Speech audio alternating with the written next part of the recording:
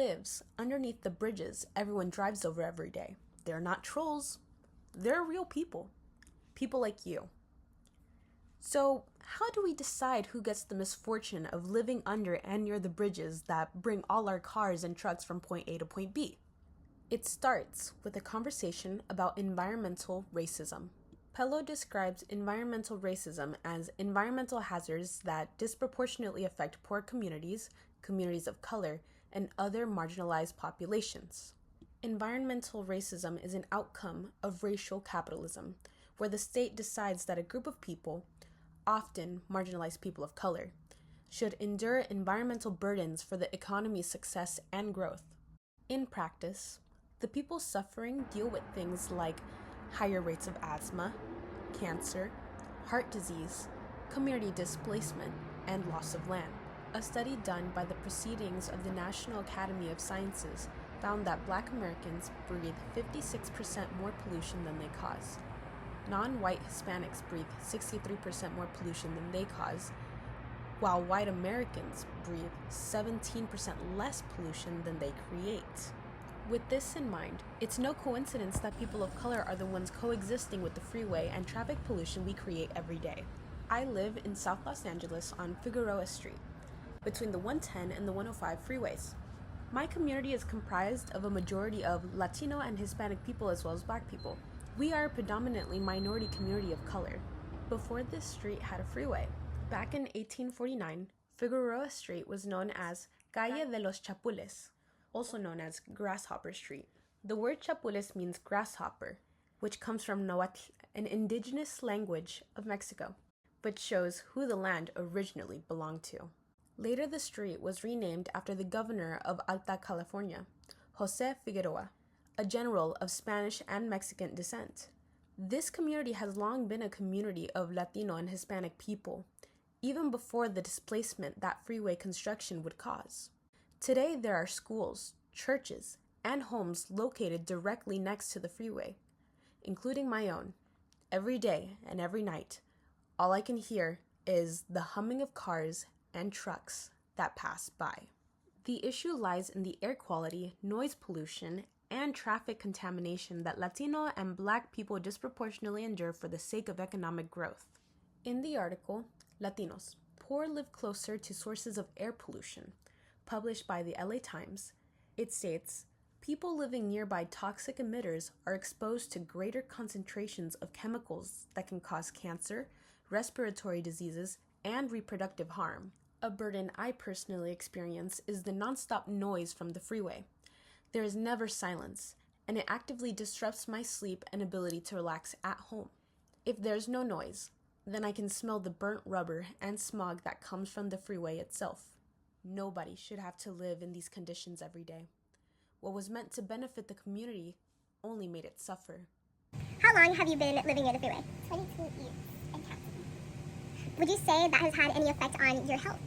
Well, yes, because all the cars, especially there's like a lot of homeless people there, that there's always fires like every other day. Pollution. Do you or any of your family members have asthma? My sister, my dad, and my brother. And you think that's a coincidence? Yes. Well, I had asthma when I was little too. I had to be on the monitor.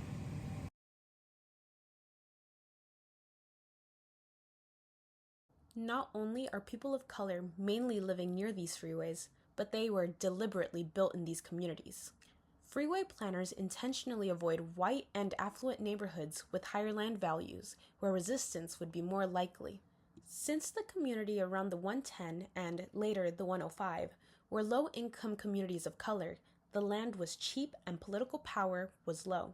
There is a long history of exploiting people who lacked the resources to fight back.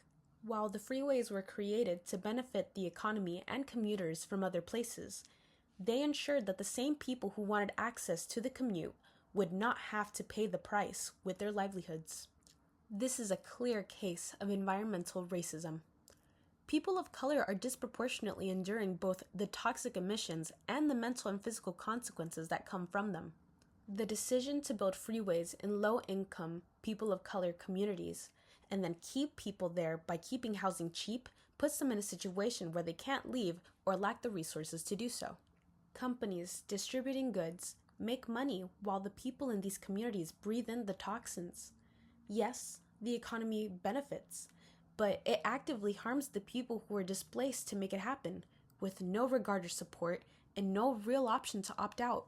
Low-income people of color suffering becomes the necessary evil for a financially successful state and country. As grim as the situation is, hope is not lost. An example of cultural resistance in our community can be seen in the city's art. A mural created by Judith Baca, 35 other artists, and over 400 community members depicts the unspoken history of Mexican American people and other people of color in the United States. Made over the span of 4 years in 1974, the mural represents the sacrifice, displacement, labor, and suffering endured by people of color throughout Los Angeles' history. Baca created it because she believed the Los Angeles River was a scar on the land, in the same way freeways are. It displaced people and cut neighborhoods in half, and she could not keep her silence about it. Society likes to pretend that the past stays in the past, but through art that brings people together and educates the community about shared experiences and challenges, we are reminded that speaking up is possible. Her mural is a sign of resistance to environmental racism, showing that resistance isn't always loud or violent. Sometimes it's storytelling, memory, and refusing to let injustice be forgotten. You can support environmental justice by supporting environmental justice organizations and groups like CalSTART, a nonprofit organization working nationally and internationally with businesses and governments to develop clean, efficient transportation solutions. You can start by becoming a member of their organization or donating money to their cause. They are working with corporations and the government to transition to a more eco-friendly transportation system. That won't undo the damage done to communities around the freeway, but should lessen the load, and honestly, should have been already considered for the well-being of the people living there now. Another structural action is joining city council meetings, communicating with city council members, and advocating for political transparency in their environmental and urban planning decisions. People need to hold their local government accountable and ensure they stay educated about the issues they are experiencing to prevent those in power from taking advantage of their economic and racial positions. Become a part of the conversation.